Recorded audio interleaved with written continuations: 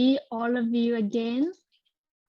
Thank you, Azus, for the recording. Good afternoon. Let's just give it 1 or 2 more minutes for more students to join us. Meanwhile, if you're already here, please kindly rename yourself, starting with your team name, followed by your full name. This way we can quickly identify which team you are from.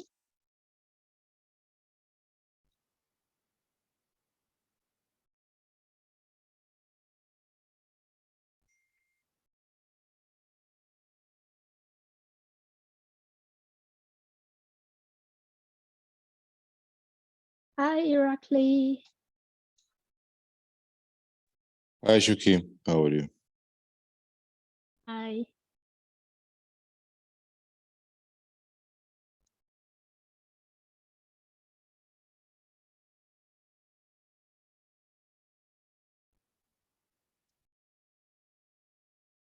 By the way, you're welcome to have your cameras on if you like, so that we can see you are here and the session could be more interactive.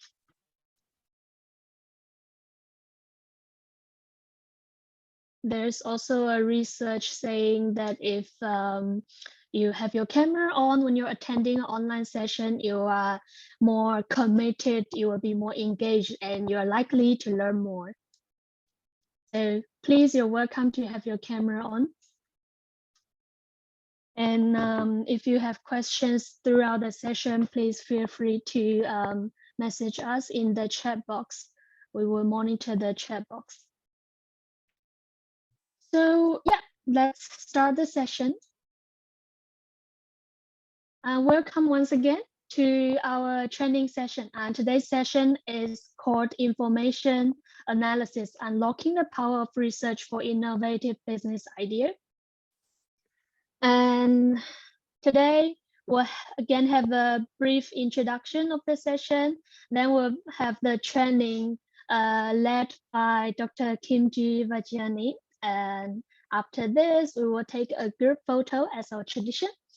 Then followed by a Q&A session. So if you have any questions related to either this training or the tasks that you were doing in the last 2-3 weeks, please feel free to write them down and ask in the Q&A session. So you're already aware of this. The CAREC University Startup Generator 2023 is organized by Asian Development Bank under the CAREC Digital Strategy 2030. So you're welcome to research this CAREC Digital Strategy 2030 and try to make your solution relevant to the strategy. And this is a competitive challenge for university students from the CAREC region, and it is supported by both the Asian Development Bank and the Republic of Korea eAsia and Knowledge Partnership Fund. So the challenge focus on these 3 categories and the guiding questions. We have mentioned this before. Please make sure that you read the questions very carefully and have your solutions and your ideas and your submissions very relevant to the guiding questions. I want to remind you of the benefits and award of the competition. And throughout the challenge, you are expected to gain entrepreneurship skills. You will have networking opportunities to win cash awards, receive training and mentorship, and most importantly, it's an international challenge. So you will have the opportunity to collaborate with students, with trainers, with investors from the globe. And here is the cash prize and certificates. So very quickly, this week is the week 3. This is where we are right now and what we have done so far. a very quick recap. We have done team formation, we have done the information analysis, and the information research, collecting and analysis. We also have done the assessment and brainstorming, and now we are here again, the second session of brainstorming and assessment. Out of this assessment, you probably remember this assessment that we have done, and I want to show you a quick result of the assessment. We received 172 responses, focus on how you're doing in your week 1 task in the information collection and analysis session in terms of effectiveness. How effective am I at information gathering, and how reliable was the information gathered? How much did the gathered information assist me in drawing conclusions, and was I able to obtain information from various resources? This is very, very important, and the reason why I'm mentioning this is because today's session, today's training is very, very closely related to information analysis. So from the survey, the top 2 areas that we identified to as this, well, actually you identified that you wanted to improve is first, to improve effectiveness in information collection, and second, to improve ability in drawing conclusion from the information gathered. So with this, I would like to introduce Dr. Khimji Vaghjiani, who is a very senior expert in innovation and entrepreneurship across several sectors, including banking, telecommunication, defense, manufacturing, R&D, government, and academia, of course, also numbers of startups. He is also a regular lecturer on innovation and entrepreneurship at most of the universities in Sydney. And he is also an author. He wrote the book of Spiritual Journey of an Entrepreneur. So without further ado, I would like to now give the floor to Dr. Khimji. Welcome. Great. Thank you, Suki. Thank you so much for the introduction. And hello, everybody. Like Suki said, very happy for you to put your cameras on, because it means that at least I'm talking to people, because it does help when you're making a presentation. So please feel free to put your cameras on. So as Suki said, it's the what we're gonna, your request was information analysis, unlocking the power of research and innovation for ideas. My background very quickly, as just to add to Suki, I was nominated, I am based in Sydney in Australia. I was actually nominated the Australian Innovator of the Year, and then won numerous other awards for various startups. I'm now currently on my 6th and my 7th startup, which is spinning out artificial intelligence with one of the universities here in Sydney. And so I head up that function, but I also consult to the Asian Development Bank. As it happens, you'll see my background for a project in Kyrgyzstan on digital literacy, which I've completed. And I'm just working now, finalizing on another project for the CAREC region and the comparison of financial technology innovations and a global comparison with the rest of the world. So have some familiarity with this region as well. So what are we going to do?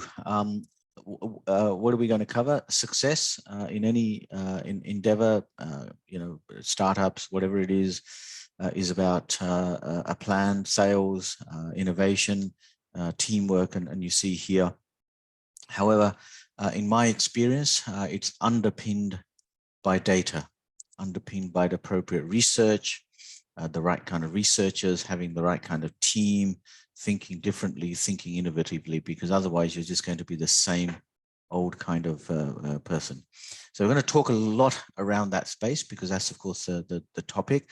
What I wanted to do is to give you a broader perspective on this, is once you've done all of that, the questions of research and analysis and that sort of space, what does that all mean? And a terminology that you're going to come up with. And I'm actually a visiting professor at the Asian Institute of Technology in Bangkok, and they've now set up a whole division on ESG. Of which I'm now a visiting professor there. And so now they're talking, there's this movement around environment, social and governance. And it's very important that all of you, as you come up with your different initiatives, think about this context as well. Of course, at the end, it's all about profit. Okay, so it's all about the money that you generate to continue to sustain your business, sustain your initiative going forward. So this is really what we're going to cover today, right? Now, by the way, this is quite a large course. I ran this course, a similar course, over 5 days in Bangkok to some executives of the Ministry of Oil and Petroleum. So I'm going to try and cram as much as I can, or at least pick as many points as I can from this that session. So what is information analysis? What is information analysis, and what do you do with it? Really, it's about understanding the problem. So you guys all have some initiative in mind, and really it comes down to problem, right? So what problem are you looking to solve? I come across a lot of entrepreneurs. In fact, I ran one of the state government's innovation fund here, where we were funding minimum viable products. And one of the questions that I would ask when I'd interviewed people before I'd authorize funding was, what problem are you trying to solve? And it has to be a genuine problem that then leads to knowing the question to ask the market and the consumer. Because if you don't know the problem, you don't know what the question to ask, and then you are unable to collect and analyze and interpret the relevant data. So this is information analysis, is understanding the problem. And the problem is often, problem stems out of your understanding of the market or your own acceptance of being in that market and seeing the gaps and the problems that you would envisage, and then asking the question, what will solve that problem? In order to solve that problem, you have to obtain data, and then you have to analyze and interpret the information to then lead you on to a potential problem. And we're going to cover a few case studies that you obviously are working on as sort of examples. So that's what we're going to look into. By the way, if you have questions, feel free to put them in the chat. I think Suki and the team there will let me know if there's anything there. So how do you improve effectiveness in information collection? And this is a real power. And I say this is real power. So define your goals and objectives. So what are you looking to do? It's important to identify the goals. So what are you trying to achieve with your new initiative? It could be conceptual, and that's perfectly okay. It could still be a conceptual idea. However, the information you collect is relevant and useful, is very important. So know your goals, because all of these points here that I've given you are all linked to each other. Identify your sources. I cannot stress this more. And particularly if you're going to present your business ideas to raise money, to raise capital, raise investment, having credible sources is going to be extremely important. And the reason I say that is I have raised capital in front of angel investors, and often when I have put up a figure of the size of the market, we're going to come onto that in a second, in a moment, the size of the market will always be questioned, because every entrepreneur says it's everybody in the world. And of course it's not. But the reality is that you have to have a credible source. So for example, if you source some of the wonderful work that the Asian Development Bank or the World Bank or the CAREC Institute, etc., has, then you're going to pretty much be sure that that's credible information. Some people think that providing information from Wikipedia is credible. That may well be credible, but the market won't accept that. So cannot stress that enough. Use multiple sources, right? Again, a single source and relying on a single source of information to collect and then to analyze can be fatal and very risky as well. You need to be able to cross-correlate You need to be able to understand that if one entity is saying it, and a credible entity like the World Bank, and then maybe the Asian Development Bank is saying it, or even the United Nations or some government department, the likelihood of this is pretty certain. Now, if you have a different variance between that information, then of course, you can take a third one to check that. Conduct effective research. And I said this involves developing research questions. It goes back to the point that I made earlier, and also credible source to find that relevant information. Then comes really the interesting part, in my view, is analyzing and synthesizing this information. Once you've collected the information, it's really all about identifying the patterns, the themes, and some of the relationships amongst the data that you've collected. Because remember, data is one bit, and the research that you do to answer your questions. However, once you synthesize it, you actually start to get patterns, which is really quite exciting. So look at those unusual patterns, look at those outliers that you've got, because that's where your product, future product, would actually be.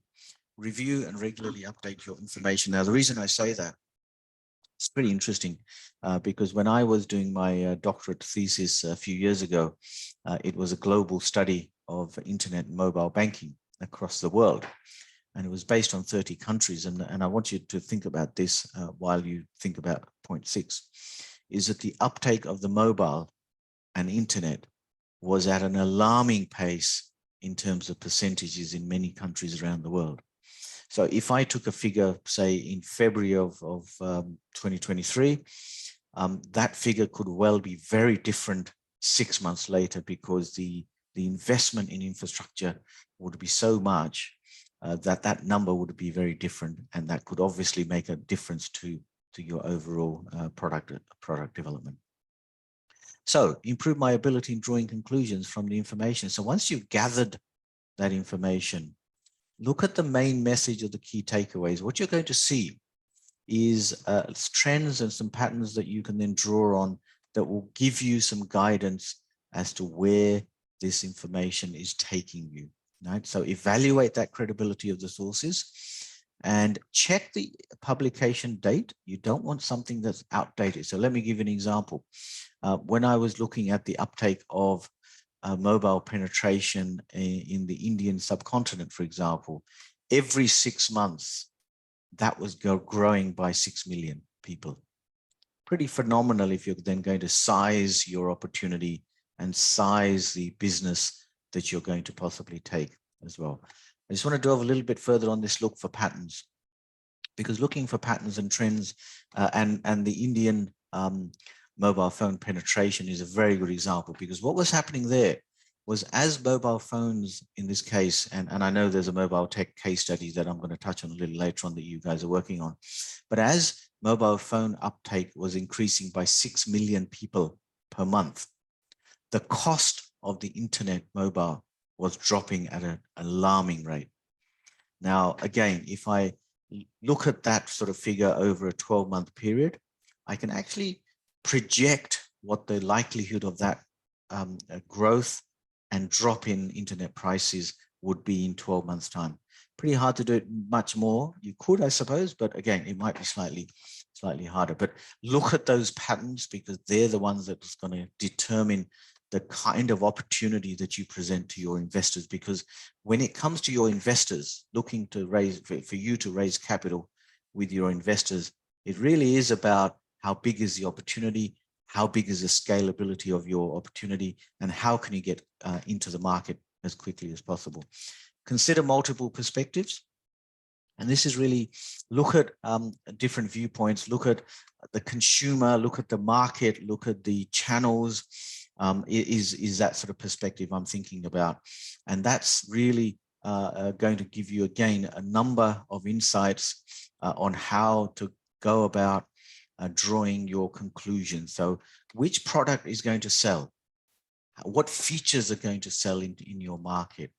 And only if you do what's called a 360 degrees analysis, or the concept of design thinking, which I believe you folks would cover at some stage in a course such as this, is when you start to understand the stakeholders, and that's where the multiple perspectives come. Because what one stakeholder will see it may be different to what another stakeholder might see. And so that's the different perspectives and the viewpoints that I would like you to consider.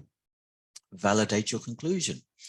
Once you make your sort of predictions about what the future would look like based on the information that you've gathered and the conclusions you've drawn, it's not a bad idea to be able to predict that future scenario, validating it with another source, validating it with other people, validating it with other entities. So these are things that's going to be pretty important for you as you go forward. Remain open-minded. I always say this, and unfortunately it's the kind of thing because I consult a lot to entrepreneurs, and often what I find in my experiences, I'm also a member of what's called the Sydney Angels, which actually invests in mainly technology startups. So I see a lot of this happen.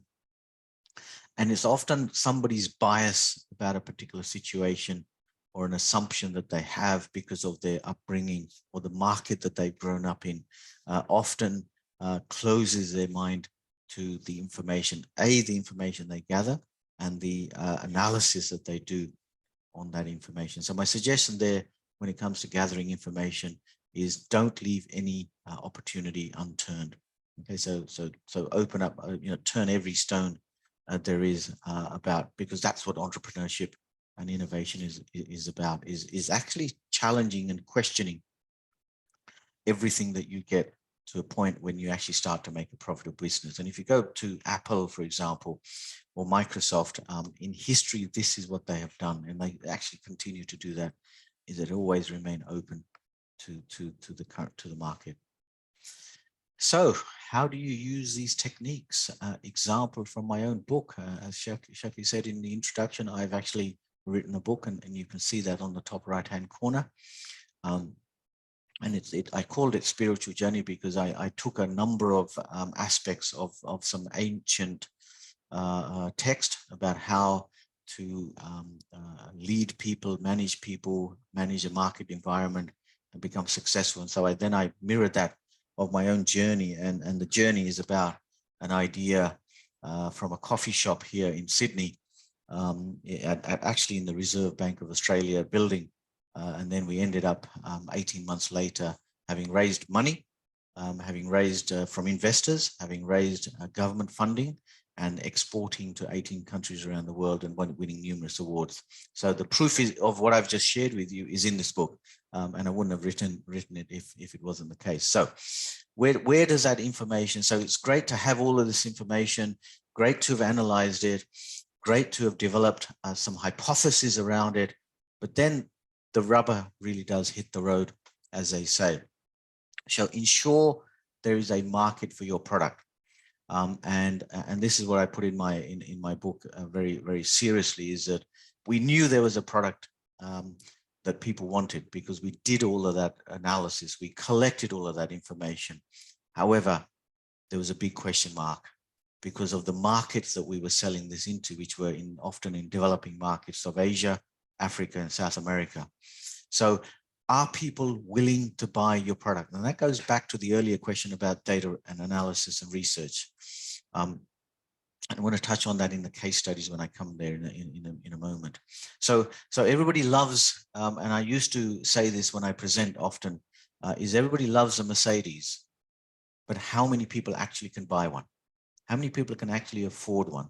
And that's the experience that I had that I write in my book, is that we produced a Mercedes to be sold in certain markets for whom the gross domestic per capita household income was $2,000. It's not going to work, right? So you could be extremely energetic and the data could suggest so many things about how big the market is.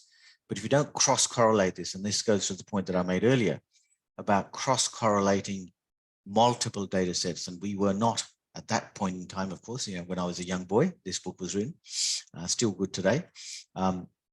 But we had to cross-correlate that people could actually afford my product that we built. Okay, can you service that client? And the segment base is very, very important. Can you, once you've got the product in the market now, whether it's a mobile product, whether it's an app, whether it's a physical product that's in the market, If it goes wrong, you have to be able to service it. If you don't, the customer moves away. Right? Again, data will underpin these sorts of questions. Do you have a sustainable business model? Now, this is not the sustainability necessarily that I mentioned earlier about ESG. It is, however, I see sustainability of a business model beyond just that S, which is a social. I see it more as not being a one-trick pony. And I say this because one-trick pony companies never survive too long. And this is where consistent collection, synthesis of data, analysis of information continues to play a role.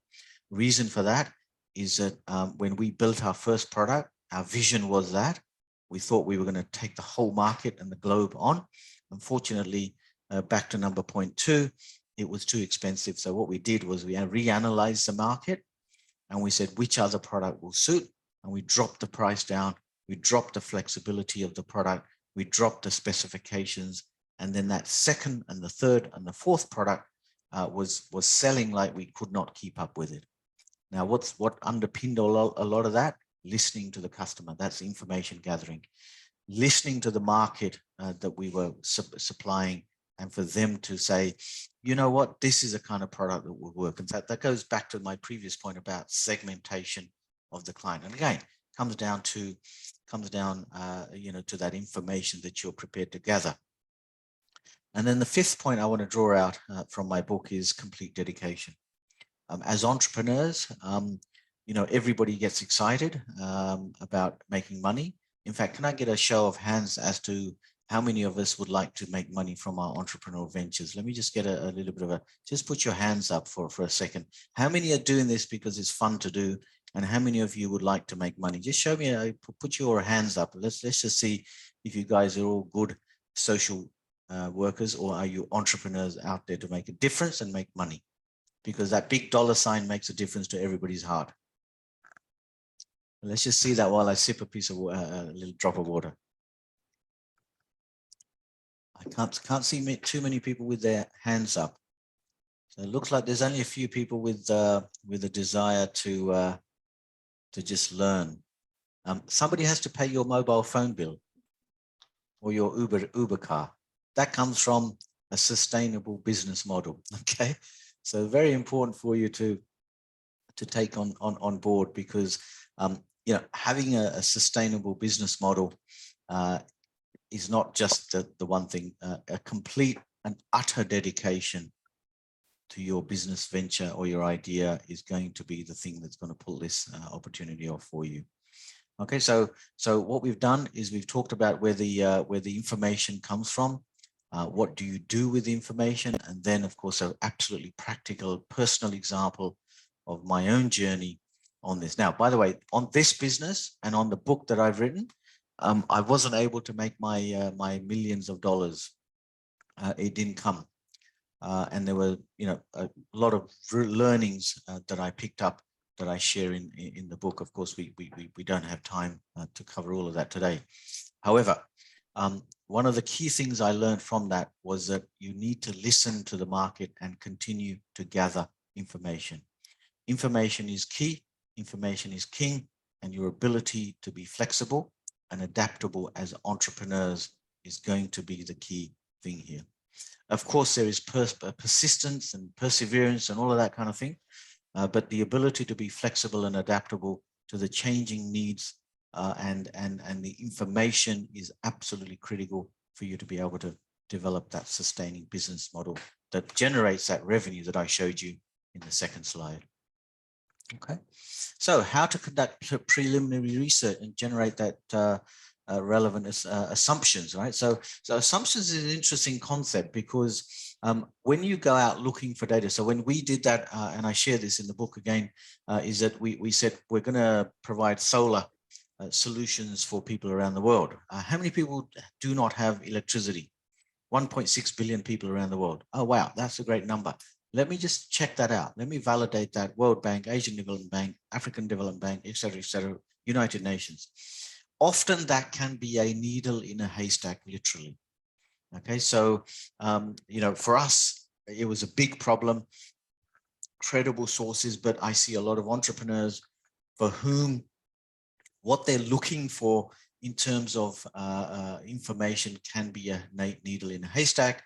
And because of that, they have to draw on assumptions. Some of those assumptions will come from the sources, as I've mentioned earlier, and I can't stress this enough, is that literature review will determine that. Again, peer-reviewed literature is really good. The internet has so much information these days, and if you cloud yourself with one or two pieces of information, it may not be exactly what you're looking for. Conduct surveys or interviews is also another way of generating relevant information. Interview executives and business entrepreneurs as well, and you'll start to get a sense, because they're the folks who are in the industry. Develop a list of questions, research questions that you want your people to, your interviewers to respond to, because that will give you insights. That, of course, reduces the level of assumption within there, because you're talking to people who are actually in the field rather than some website or some blog that you've gathered the information from. And finally, and then the other one is using data analytics tools. And this is something that I teach at university here on a number of courses, is to train yourself up with a Tableau or a Cloudera or something like that, where you have now the power of not just using Excel spreadsheet, but you also have the ability to manage and visualize large amounts of data as well. Okay, Tableau, if you're a student, it basically comes for free. So you get a 12-month license and is renewed every time you're there. So something that you might want to do, and that will help you with the point that I made earlier about identifying patterns, trends, and relationships amongst the information, because then you can reduce the assumptions that you make, because the data is now being churned out for you. Assumptions, these are facts based on some facts that are validated with relevant, credible literature, but they need to be grounded in the truth and cross-checked. Okay, so this is part of your analysis that you're going to do as well. Okay, so case studies from the field. So I've got 3 case studies, which I believe you folks are all working on. And what I thought I might do is sort of draw, if I was working on some of those projects, what are the kind of questions that I would ask? What are some of the information that I would be exploring?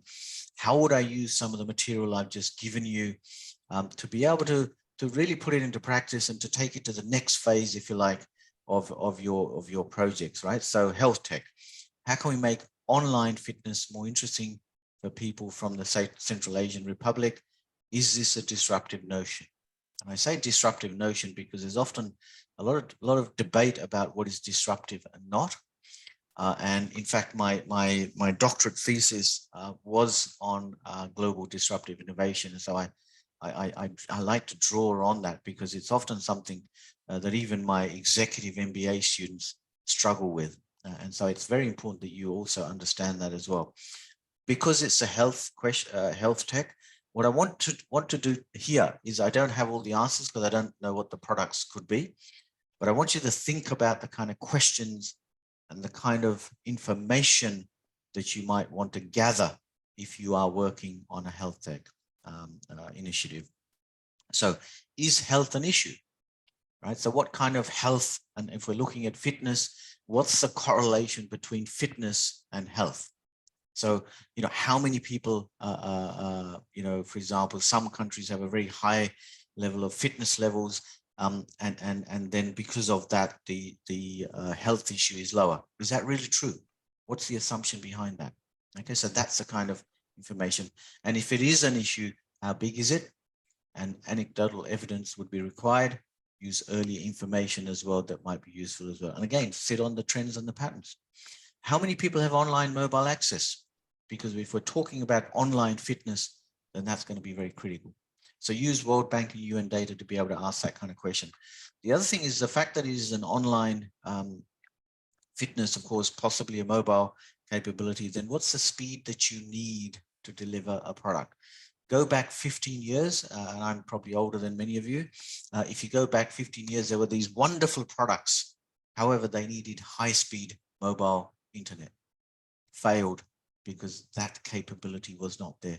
check the United Nations telecommunications figures about the kind of speeds that are there. Does your product need that kind of speed as well? Which areas of the Central Asian Republic are you going to target? Because there is a large area and different parts of it are different in terms of telecommunications capabilities. And that's not just for that region. Here in Australia, I am the Chief Innovation Advisor to a government-funded telecommunications network. And my role is to identify gaps in telecommunications across a large state. If you look at Sydney and some of the big regions, the bigger cities, fantastic telecommunications capabilities. If you go outside to the more remote regional areas, then the communication goes poor. So if your product is in that particular segment and not in the bigger cities where it's a lesser capability, then will it still work? Right? So that's the kind of question. So I make the point here, look at the demographic information. Is there a payments capability? Because you don't want to be developing this and give it for free because somebody has to fund it. And it's good that you can have a circular, what's called a circular process where somebody buys and pays you.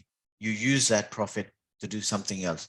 However, there's going to be banking regulations, and there are, of course, certain markets around the world for whose banking regulations are still, and because I'm doing this particular study on the CAREC region, I do know that there are regions around the world whose banking regulations for payments technologies are much more advanced than some other countries around the world. So if you're going to design one of these world-class products, what sort of regulations are there and what sort of payments capabilities there are as well, okay? So, by the way, some of this is very general comments, but hopefully you can find some use for this. MobilityTech, very similar to the previous one.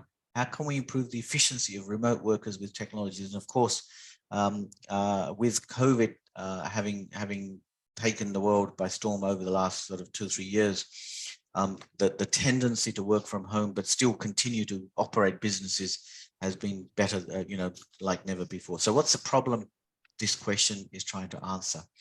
Not an easy question to ask. It's not an easy question to answer. What's the problem? The problem is that your organization wants to drive people away from the offices, but still continue to be productive and operational. Okay, so what are the underlying questions that you need to have? Is traveling an issue? Do people want to stay home? Now, excuse me. You now have to look at the different stakeholders. You have the individual, if you're working from home, you have the company, you have government, you have travel agents, travel suppliers as well, buses, trains, etc. So there are different stakeholders that you need to think of as well. If you want to be more efficient as a remote worker, then of course this idea of mobile internet penetration in your region. In Australia, there are parts of Australia that still have, even though it's a developed country, still has, some regions and some very remote towns have poor communications. So to expect somebody who lives in that region to be able to communicate effectively as a remote worker is going to be pretty hard. So that's one of the factors. What is the GDP per capita? Can they afford such a product? Internet is still expensive. Mobile internet is still expensive in some countries. So how much do people need to pay for these sorts of business opportunities? What are the key inhibitors of workers being inefficient? If you work from home, I work from home, for example, I go to the city and the office when I need to, but how inefficient will I be if I work from home, particularly if you've got children as well? This is another question that needs to be asked. And what functions do remote workers perform? What kind of functions are they face-to-face? Are they people-orientated businesses that you run, in which case, or the roles that they play, in which case, having remote workers might not be as successful as somebody who's a computer worker or a researcher that can work at home as well. So again, a few examples there for you to consider. The last one that I believe you guys are working on is how can we, and I think this is the last one, so how can we improve the ride sharing process in Central Asia? A new concept for many countries around the world, really exciting one. And when I saw this question, a few thoughts came to my mind, and that was, do you really need ride sharing in the first place? What is it? Drivers for ride sharing. So you need to understand the underlying issues, requirements, and concern. What are the most used point-to-point locations? So it's no good putting a ride sharing app, for example, in remote locations where you hardly get anybody. So if it's a major city, for example, in Almaty or Bishkek or those sorts of larger cities, then it might be more prone to that. And so that again goes down to the research and the information you collect. How many people travel to and from these points? Find that out, because that's going to underpin the development of your ride sharing process or product or technology. What is the current cost of travel between a point to point that you're going to develop? Because that is also going to determine if, for example, from one point to another, if somebody pays, I'll say in US dollars, $5 from one point to another, and your use of your product is going to cost $7, people aren't going to take it. So that's a factor to consider. How many people are likely to travel? And of course, that's where the numbers and the volumes and the cost start to all leverage each other. What savings will you need to make this relevant? Okay, so if I'm paying $5 now, for example, and if I use this ride sharing service and it costs me $4, you know what? I'm going to take it. But that $4 still has to make the supplier who's providing that product money, because that comes back to that sustainability of that business as well. Okay, so that was sort of the main part of the question, but I just want to highlight this point from Albert Einstein that says everything should be made as simple as possible, but no simpler. I really like this because you know, we try and overcomplicate life sometimes, and entrepreneurs in particular. And I can say this because I am one, and I mentor entrepreneurs all the time. Okay, so entrepreneurs have this wonderful habit of because we're engineers at heart, and we like to make the best and the brightest and the flashiest product. Sometimes, unfortunately, it might be over. Now, again, I covered this in my book because that's what it was. We overdid a product, and then we had to dumb it down. So start off with the dumb product, and it's easier to go up because you can build features rather than have a Rolls Royce and then cut it down to make it into a Hyundai. Okay, so that's some of my key learning. So Suki, how am I doing for time? I think I'm pretty much on time. Yes. Yeah. Time management has been really, really good. Yeah. Thank you so much. And thank you for preparing this very tailor-made slides for our challenge. And you also help us to give some, you know, guiding questions, research questions on where students can actually do further research on. That's very, very helpful. Thank you so much. Before we move on to Q&A session, let's take a group photo as our tradition. Yeah. So I would like to invite everyone to please have your camera on if you like. My colleague Azus will help us to take a group photo. So please have your camera on, and we would like to see your face, the big smiling on your face.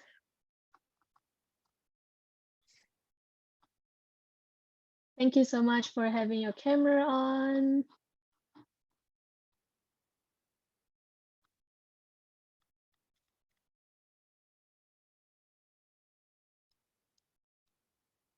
Do we have more? If not, Zeus, are you here? Okay, sure. Everyone, please turn on your camera. Taking photo in 3, 2, 1. Smile. Okay, one more time. Oh yeah, we see Not one too more late to turn on student. your camera, guys. It's not too late. Yep. Okay, taking photo in 3, 2, 1. Smile. Thank you. Thank you so much, Zeus. All right, now I believe we are ready to take in questions. So please raise your hand and ask your questions if you like. If you have any questions regarding your task or anything, you may raise your hand or you may send in the chat box.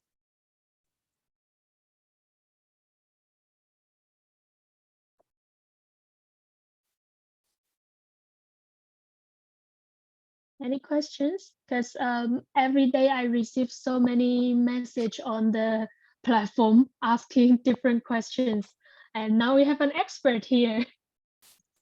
So please. Okay, so there is a question from Team Ganesh. How many teams passed? So far, we have only eliminated once. And so out of 580 students who registered, we now have 200 something. Yeah, so 200 something students are now proceeded. We're going to eliminate again by the end of next week.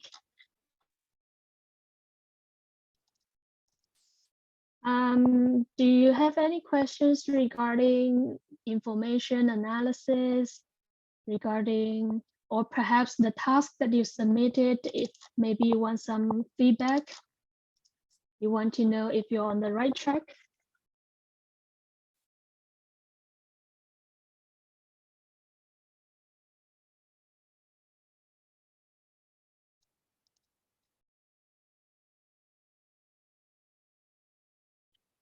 Great, thank you, Anna Noor, for the comment.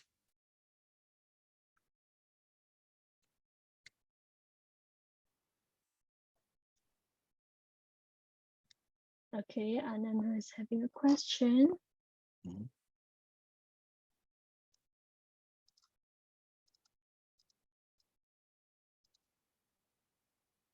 And if you feel comfortable speaking English, you may as well just, you know, unmute yourself and ask the question. And it's okay if you prefer writing.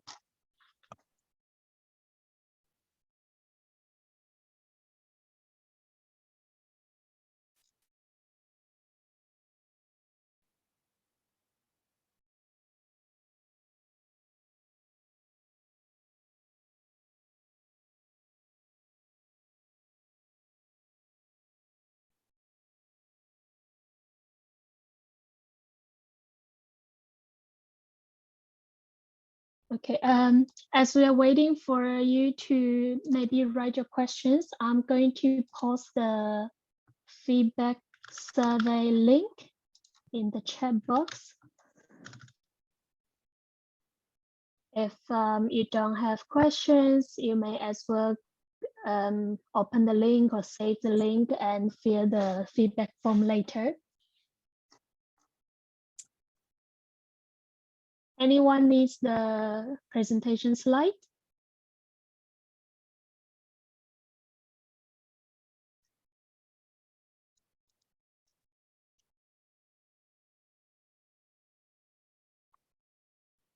Dr. Kim, did you see there's a question from Zauza?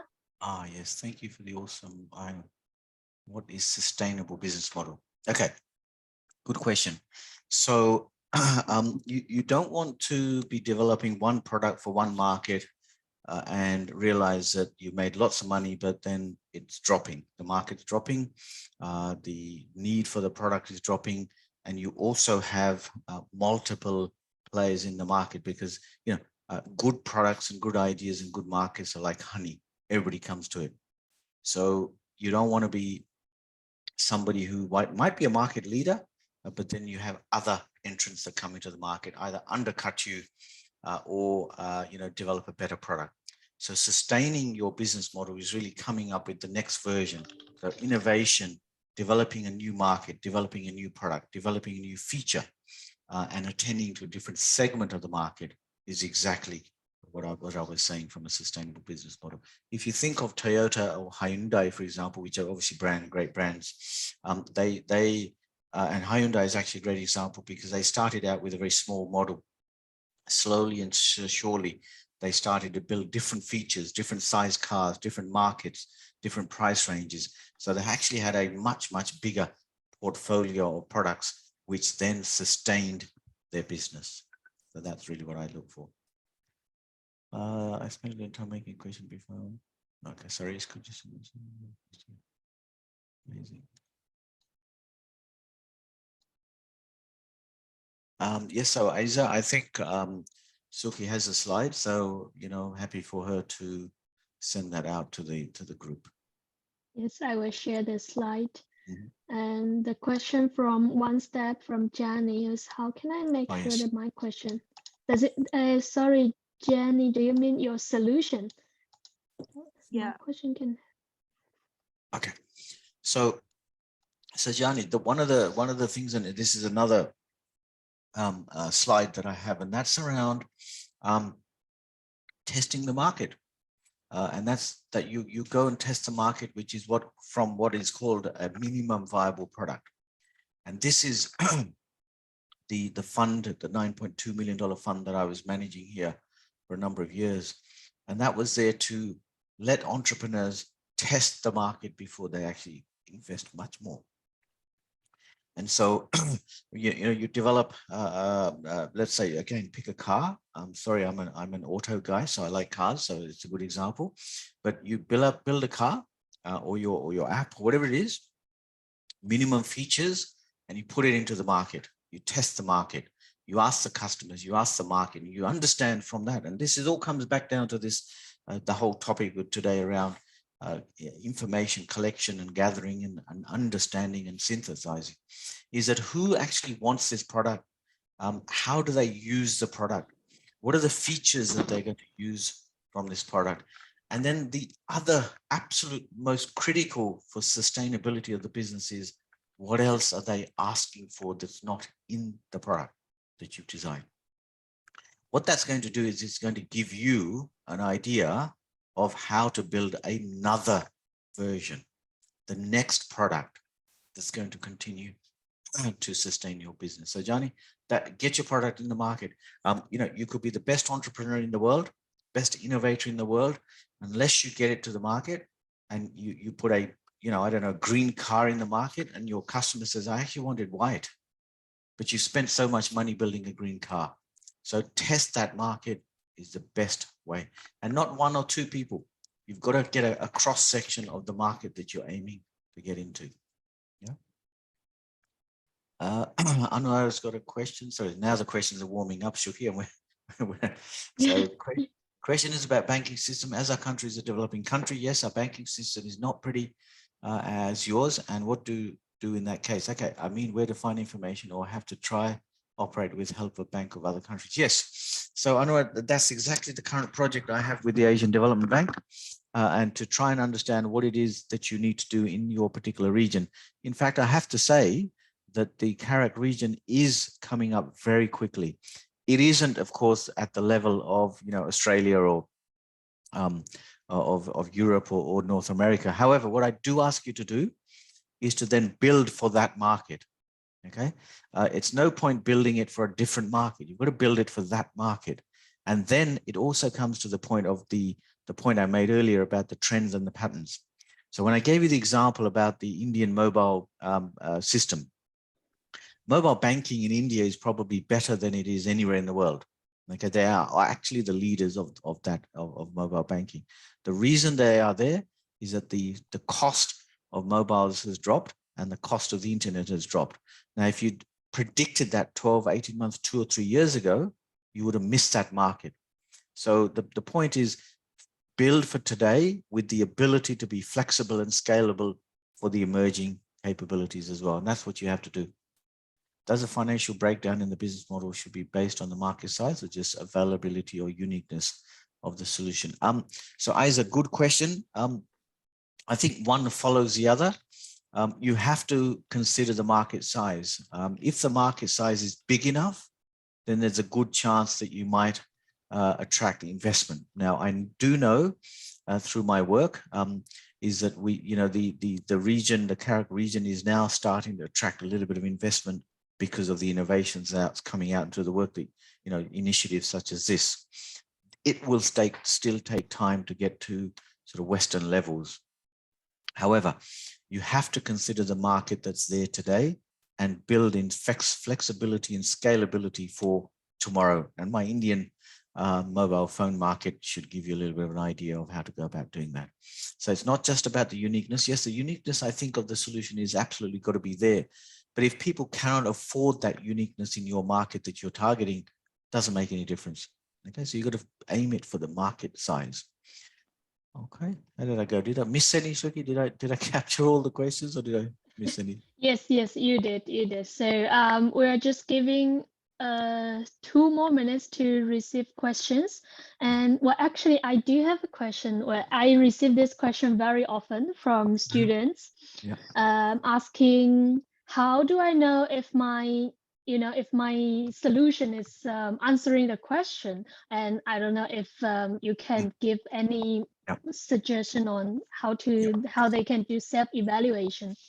Yeah, look, self-evaluation is dangerous because everybody thinks their baby is beautiful, right? So I hate self-evaluation. So you've got to put it past people, and not even friends. You've got to put it past people who are going to be critical of your solution. You will either get people, and I've had this experience, you will either get people who absolutely love it and say, this is brilliant. And there will be people who will say, no, it doesn't work for me. So you get a good cross-section of that. Everybody thinks their baby is beautiful. So you as an entrepreneur thinking how beautiful your product is doesn't count. You've got to put it in the market. And this is where the whole concept of minimal viable product and the lean testing comes from. So take it to the market, even if it's a concept, by the way. You don't have to build it. You take it to people and you do what's called storytelling. So I'll go to, I don't just say Sally on the street, and I say, Sally, I have this product and it's going to do this. It's going to solve this problem, and it will make your life easier through this option. Would you buy that? And Sally's going to come back and say, absolutely brilliant, but can I have it in red, not green? Can I have the buttons here, not here? So what you've done is you've just collected information about that at the conceptual level. You go away as an entrepreneur, build that as a minimum viable product, and you go back to Sally and say, Sally, I've just done what you told me to do. Does this now solve the problem that you're experiencing?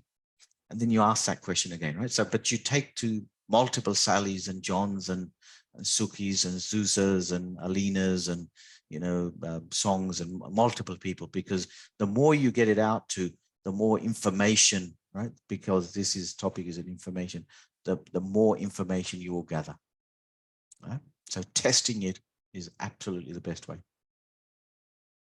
Great. Yeah, this is a very, very important suggestion. Yeah. And I will also suggest all the teams to go and test your ideas. Are we receiving one more? Absolutely. Let me just see. Yeah, I think we did. I don't know whether.